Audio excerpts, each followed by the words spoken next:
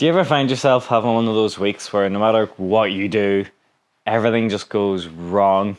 This last week has been the week from hell.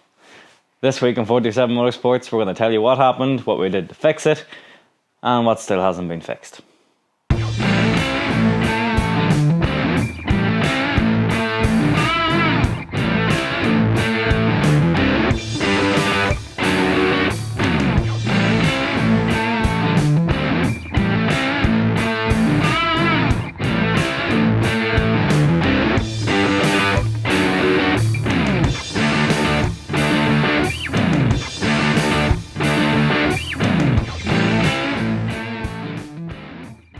So, quick update really. This week I'm on my lonesome and I have no tripod and I have no Connor and I have no Chrissy, which means I'm by myself here standing in the freezing cold in the garage to bring you guys something this week.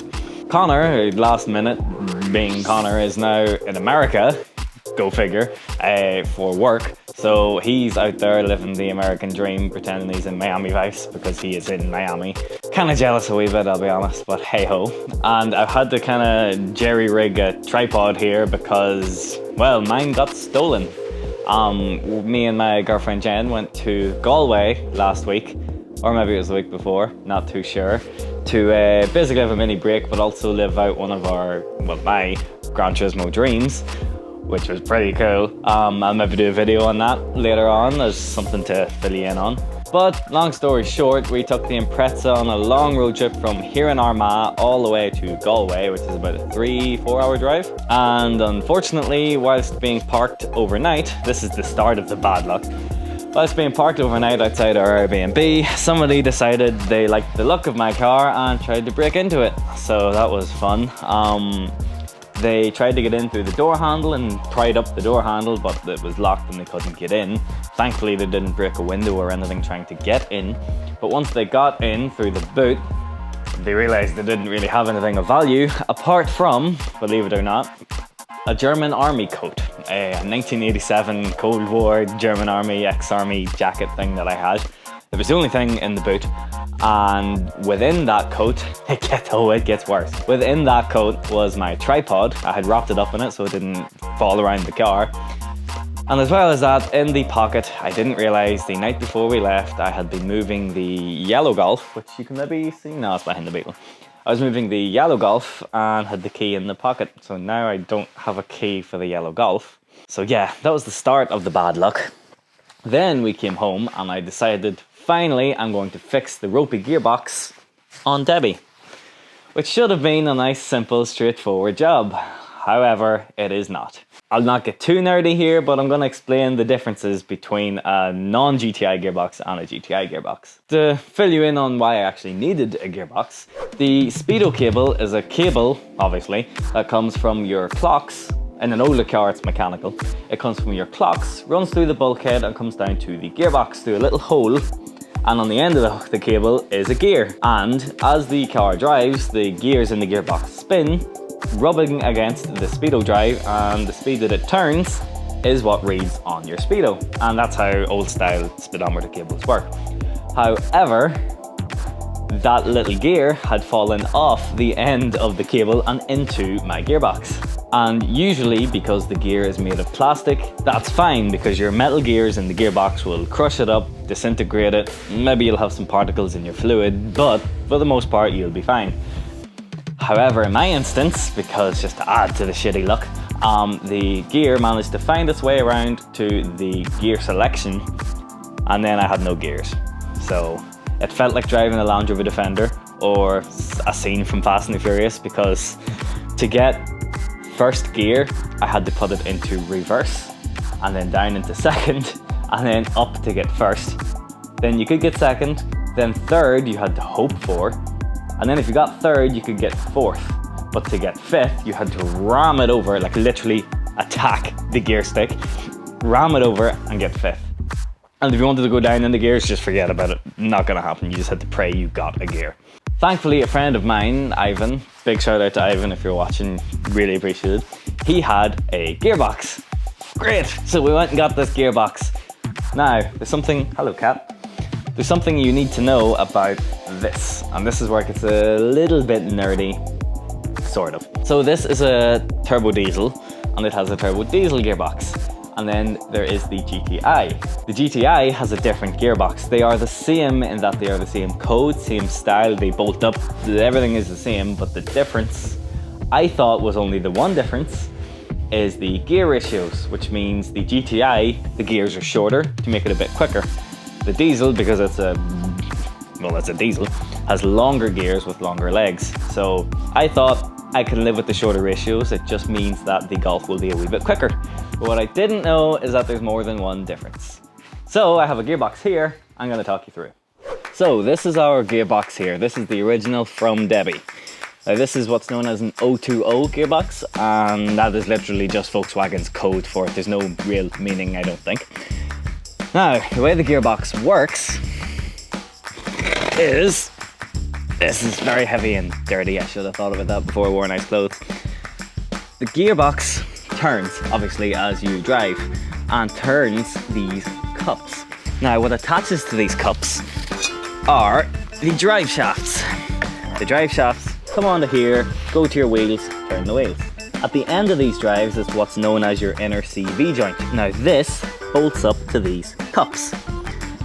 I didn't realise that there are a difference between GTI cups and non-GTI cups. Now, obviously, I will clarify this is entirely my error for not doing enough research before I get loads of people in the comments saying, well, maybe you should have looked it up. Well, no shit. I didn't, so it's my fault. But anyway, so the diesels have 90mm cups. And basically all that means is the diameter of these is 90mm. However, the GTI gearbox, which it turns out the other one is, I didn't actually know it was a GTI gearbox at the time, so it's kind of my fault and not my fault.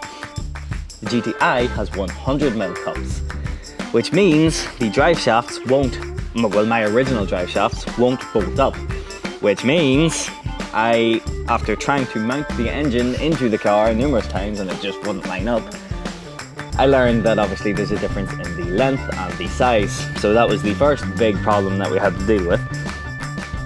So, no big deal. Turns out that Mark III TDI drive shafts will fit and we'll go into a Mark II. Great, that's that part sorted. That part. But that to be the only issue would just be too easy, right? Then it was a case of putting it all back together, which at this rate I'm actually pretty quick at, and ashamedly I think how quickly I can put together a Mark II Golf. We got it all back together and then we went to turn the key. Unfortunately the audio glitched really badly in this section, so I'm just going to put this little bit in here. But unfortunately, after the vehicle drove in, no problems, it didn't want to start again. After 30 seconds of trying to start it, the starter packed in, so we had to hunt another starter out from the yard, which amazingly I had a spare of, because I mean, of course I do, I suppose. We had to test it before putting it in to make sure it wasn't a waste of time. And I really don't recommend doing what we did to try and test it. It involved putting it on a bench with a battery and trying to earth it and put power to it. And I used a set of vice grips and just very dangerous. Don't try it at home. And I know what you're thinking, oh, it probably needed blade or whatever. We were bleeding it, however, we just weren't getting diesel. And we couldn't quite comprehend why. This is where it gets a little bit technical again, apologies.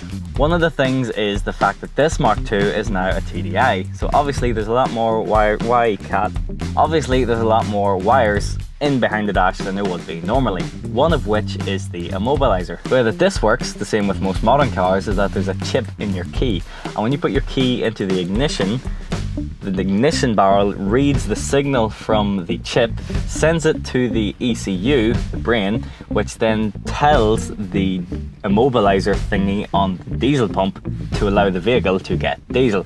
I hope I explained that as simply as I could. So after hours of trying to work out why this wasn't getting diesel, I thought, maybe I should check the wiring for the immobilizer. And sure enough, after stripping the whole dash back out again, I found that the wire for the immobilizer had come out, which meant it wasn't allowing itself to get diesel, which meant it wouldn't start. So after fixing that, finally it would start.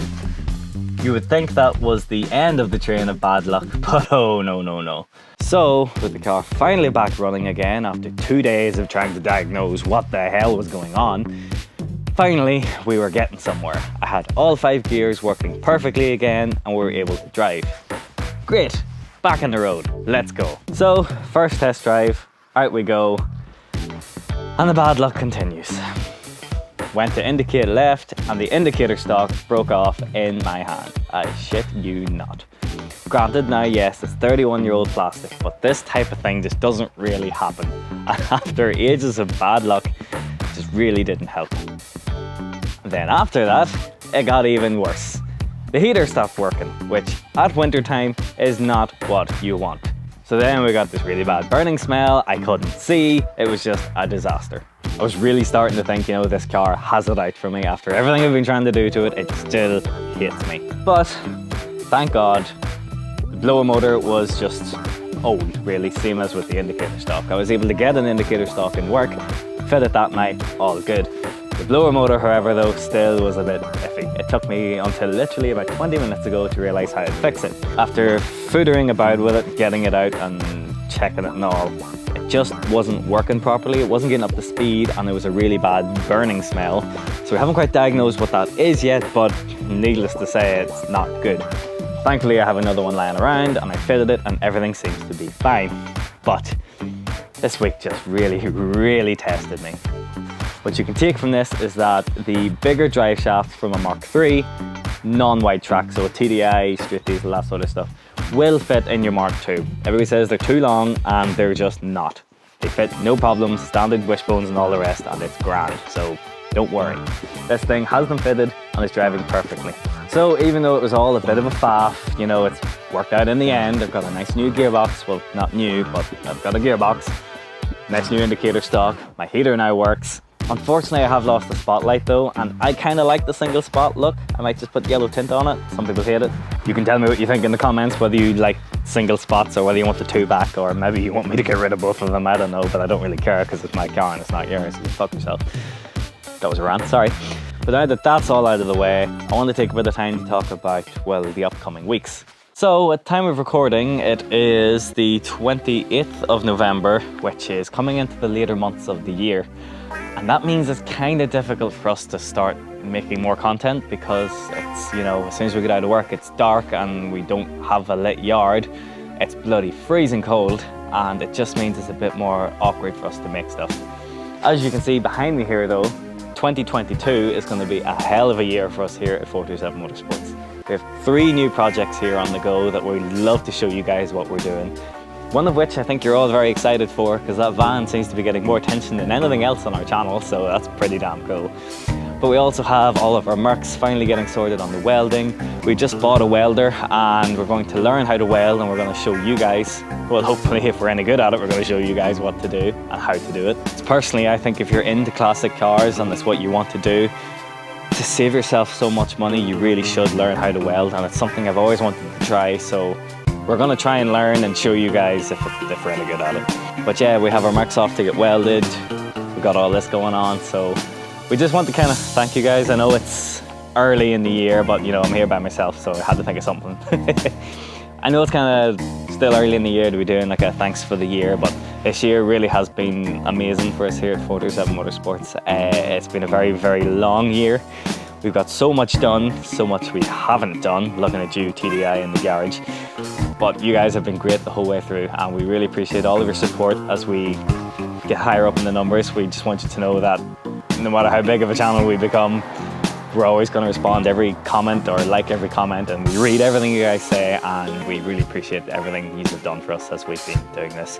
Whether it's to all of the people who've given us parts over the year or have given us a hand with stuff we're working on.